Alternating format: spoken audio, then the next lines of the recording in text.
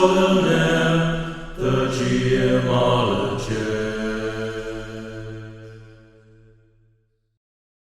And welcome to the Geomologist Presents. Today, more call-ins. So I got a couple more call-ins on the subject that stems from a few podcasts back about not really expediting play, but not, I guess, for lack of a better term, griefing the players with an overabundance of roles. So I have a call from BJ Boyd of the Arcane Alienist about the subject and how he sort of streamlines things to get the action going. And I also have a call in from M.W. Lewis of the Worlds of M.W. Lewis about his recent game and how it actually talks about that he actually put some of the things that he suggested in play, and also about I guess relationships, sex coming up, and in his game. So yeah, he said it was cool to play it, so I think I will. All right, on with the show. Up first, we'll have BJ. Hey, Carl, it's BJ. Just finishing up the last episode that you and Amy have done. And I know you kind of responded to one of MW's call talking about skills and rolling and how often you should roll. And great suggestions there as far as, like if you fail, the roll, it's not a total failure. It's just instead of an instant success, you kind of roll a die, or you set a time frame if it's just going to take you more time to do it. I like doing that. Another thing that I will do sometimes to avoid rolling and just getting into the potential of failure or things getting slowed down is, depending on the game, but in some games, characters or players do invest time and thought and energy into picking skills and wanting their characters to be kind of good at something. And then it's always, the classic example is, the barbarian is big and strong and fails the strength check to kick a door in, and then the wizard tries and manages to force it open, just on a lucky roll. And to try to avoid those kind of situations, or the opposite, where the wizard can't figure out a puzzle, but the fighter with a 6 intelligence does, just based on a lucky roll. Anyway, I will just sometimes say, and I can't remember where I got the suggestion from, or I would cite the source because I know I didn't come up with it on my own. Is if your players, their kind of ability scores or their skill levels and things, you can just say, in this scenario, the person with the highest investigation skill or spot hidden or perception or whatever it may, just say, hey, as you guys are kind of exploring the room, this character here notices, or it occurs to you, to your character, or right, if it's just the appropriate situation where the big strong guy is the first one to walk up to the door and try to knock it open, just let them knock it open. Just give it to them, but try to guide the players to, in the way you narrate or the way you sort of explain the way a scenario unfolds or a scene plays out as you're starting up.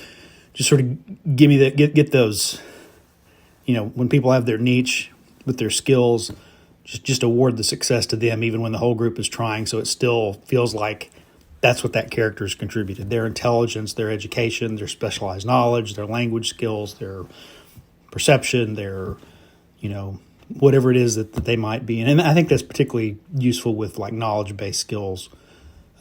Anyway, great episode. Good to hear you and Amy chatting together on the mic, and I will talk to you later.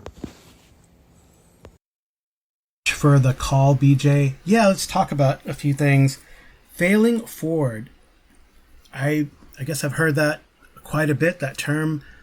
What does it actually mean? That could probably be its whole another podcast, but it seems like it's been mentioned a few times over the years, maybe, I guess, looking through the Googles, as early as 2013, where it was actually talked about in 13th Age, right? So failing forward in 13th Age on page 42, a simple but powerful improvement you can make to your game is to redefine failure as things go wrong instead of the PC isn't good enough. So fail forward instead of no whiffing. And I think that's the main thing, right? Have a role be meaningful and that's not it's not, nothing happens. You don't want just nothing to happen. So I think that is a good way to do it. I think having the something take more time, having the something succeed, but right. So, but you attract attention, but there is something else unexpected behind the door. There is some complication, right? I think that's a great way to do it. Some games already take into consideration failing and then having complications. I would say like the Edge system, well, old Fantasy Flight system, now Edge, Star Wars with the symbol dice, and you can get complications just showing up on the dice that are not mitigated by advantages. So I think that's a possible. However, we can go even further back, and it's probably great for referring to a game like Burning Wheel from 2002, and you can go in two directions. His character and states his intent. It's a GM's job to inform of the consequences of failure before the dice are rolled. And they kind of incorporate this in the push mechanic in Call of Cthulhu 7th edition. If you fail, this should often be heard at the table. Let the players know the consequences. And then failure can complicate the matter. If the test has failed, the GM introduces a complication. So, right, try not to present flat negative results. You don't pick the lock. Strive to introduce complications through the failure. The lock could break inside of there and it becomes harder, but you could still attempt it. Or the jiggling at the lock attracts what's behind the door, and that's from A Burning Wheel. The attributions are from the first quote, 13th Age by Rob Heinsoe, and then the second quote from Burning Wheel, Luke Crane. Also, Powered by the Apocalypse, I think, is another, or that system is another one that does a great job. So Dungeon World, Sage Latora and Adam Coble, and the original Powered by the Apocalypse, Maggie Baker and Vincent Baker. So, right, they talk about, well, they have different scales of success and different scales of failure, so that every roll has not just a whiff, but a meaningful consequence. And I think that's important. But I do like some other things. Let's talk about, again, the rolling part. One roll, try to keep it at one roll, and that kind of brings in this failing forward mechanic. But let's look at Mothership. The odds are stacked against you. Rolls are punishing in Mothership. Find ways to stack the odds in your favor, right? So try not to get yourself into a place where you're going to make a roll that you know you're going to fail, right? So solve the mystery, save the day, and they might be mutually exclusive, right? Obviously, combat, you're going to roll because there are hits and misses. But try to avoid combat so you don't have to roll all the time, right? That's kind of a principle in Mothership. And then if you look at what BJ mentioned, find the character with the highest skill and maybe have them roll the task instead of, although that's, I don't know, sometimes at the table, right? Someone will have a great idea or have a good little speech, and then, okay, roll the social skill. Oh, my character's not very good at it. Yeah, so maybe in a way, let the characters get together and decide who's going to make the rolls. The player who has the best ability or the most expertise in that particular skill, if you're doing a skill thing. And I think I've talked about it, part of the original podcast on the subject was in Pathfinder 2, where the infiltration rules take that into consideration. The players need to get a certain number of successes, but they can do different things based on their expertise. So I think thank you so much again, BJ, for that call, and these are some great ideas to implement in our games. So now we will have a call from M.W. Lewis, and he describes some things that happened in his recent game. I can't wait to hear the narrative. M.W. likes to kind of do his Monday night AD&D or Monday night recaps or something like that, where he does a narrative of what happened in his AD&D game. I'm a little envious because I have some idea what I'd like to do with that, maybe for the Hyperborea game, and I have some threads in my Discord that we started, and one player is actually doing it for this next one, but we'll see. We'll see if it comes to fruition. Inspired, of course, by M.W. Lewis and his Monday night recaps. All right, here he goes.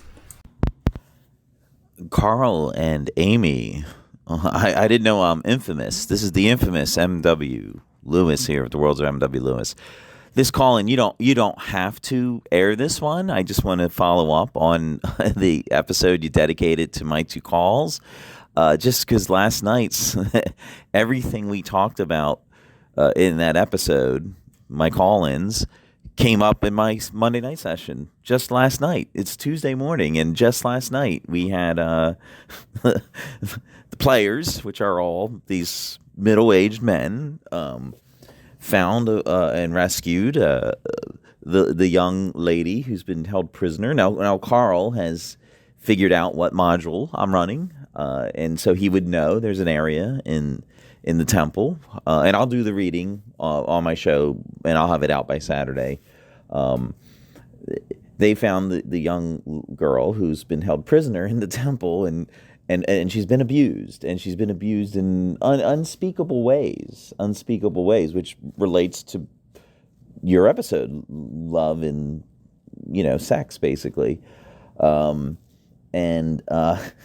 sure enough, the party starts arguing over who will guard the girl, and one of them's like, "Is she good looking?" And sure enough, it just starts devolving into this like that's it. I'm not even going to say more because it's awful. It's awful, and I think it's all just joking. I think they're just joking around, but it's funny, right? So that's naturally where everyone in the group, that's where their mind goes. Maybe they're all like Cormac McCarthy or something. Like, I don't know if you know the new revelations about him. And then the whole thing of opening the door. They had to open a door. Now, I do a thing. I think the open door rule in D&D is a little weird. A lot of people don't know why it exists. And it does exist. It's one of those skills that can be retried. Now, not every skill can be retried, particularly a lot of the thief skills, looking for traps. If you fail, you can't look again. You won't be successful a second time. And climbing walls can be redone. You can reclimb. You can keep trying until you fall enough that you kill yourself. But opening locks can only be retried at new levels. And I suppose the traps can also be retried at new levels, but they can't be retried immediately. But the door mechanic can be retried, and everyone in the group can do the door mechanic. And same with the listening. People can listen, but the reason why it's a mechanic requires a roll is there's a time and noise element to them. And the hearing one has a different element where you're taking off your helmet to do it. So there's some role-playing mechanics to it that are important in the game, but eventually, because they can be retried, I think Carl says failing forward. I like that idea. Eventually, just like you are eventually going to fail a skill, with opening doors, you're eventually going to succeed, and it's very generous for the lower strength characters. It's a 1 and 2 on a D6, so you're going to eventually succeed. And if you have a group of 6 people, obviously there's going to be success, and they can even double up trying to open the door. So why do you do it? Why is it important? Because there's this time element and noise element, and the door. So above ground, I don't make them try it. If they're upstairs in a castle or a temple or a home or an inn, you never need to use the skill. But as soon as you're down in a dungeon, you have to use it. So last night in the game, they were down below the temple in the same module.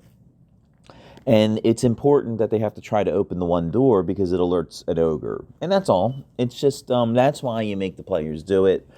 And they happen to be successful on their very first try because they have a fighter in this group with an 1890-something strength, and he opens doors on a 1 to 4. So, but still makes noise. The fact that they're banging in and shoving the door open, it is what alerts the ogre to their presence. Now, if there was another thing, if it was the time, sometimes the timing is what's important. If it takes them 4 or 5 minutes to finally get a door open, it could allow a wandering monster to happen upon them, or it could allow the creatures in the other room to get away. So there's a lot of reasons why you want to know how much time it takes for them to fail forward, which is cool. I love that expression. So anyway, it was just kind of fun because both these situations came into play last night. Sort of this idea of love and sex, and then the opening door. Again, you this is more for your gratification. If you guys don't want to air this comment and keep beating the dead horse is fine, but I just thought you might find it amusing that, the night before you put the episode out, or I don't know if you put it out last night, both these situations came up in my game. So anyway, good episode. Thanks for doing my calls. Hey, MW, thank you for the call. And yeah, I mean, I guess in the first instance, I guess it kind of relates to physical attraction. I hope it didn't just evolve into something juvenile, and maybe something will come out of it from a relationship point of view that shows some development of the characters. Maybe it's an arc you can pursue. I don't know. Decided to look it up, and sorry for the mini spoilers here ahead, but the character, it really has a lot of potential. This NPC, this character has overcome hardship and showed determination and courage despite their circumstances, and it could really be a potentially valuable ally and NPC for the group, right? So they do have like a mini story arc for it, and if you like Jim Holloway's classic art in these modules, well, you can look, if you want to spoil yourself, and look at page 18 and see how that character is perceived by the author. So pretty cool stuff. And I do think, it's great that that sort of idea, failing forward. And I really like how you do secret doors, and, that sure, eventually you're going to make that roll, right? That's the whole thing. Eventually you're going to make that roll, just like on the opposite side, eventually you're going to fail that roll. So if eventually you're going to make that roll, why not just make it happen? Or if they roll and they don't succeed, then there are consequences, right? Like you attract the monster, or that's as a bonus to the wandering monster check, or whatever. So it's time. So something happens. So you fail the story. You fail the roll, but the story moves forward. And I think that's the principle of failing forward there. This other principle too, that if you as a GM want to have the encounter, just have the encounter. Don't make the players go through a series of hoops, like 10 climb checks, 10 stealth checks. When you want them to meet the monster, I guess then you might fall into the quantum monster category. But hey, if you want it to happen, just make it happen, I guess, right? Or, give the players some agency, that hence the one roll, instead of having them, roll to fail. So I think, that's it. I mean, there might be more calls on the subject. If you do have more calls, great. If not, well, no need to be cliche, as they say, and harm animals. So, right, what is it? Beat a dead horse? No need to. But if you have more to say, hey, have at it. You know where to reach me. This has been the Geomologist Presents. You can shoot me a line at geomologist@gmail.com. You can drop me a voice message on the Discord. I have a SpeakPipe account linked to the show in the show notes. Or you could just send me an email message and I read it or talk about it on the show. I've done that a few times. So thank you so much for listening. Thanks again to BJ Boyd of the Arcane Alienist and M.W. Lewis of the Worlds of M.W. Lewis. Looking forward to that recap. And thank you for the intro and outro music, The Mysterious Benefactor, and my wife Amy does the cover clip art. Again, thanks for listening. Good night and good rolling.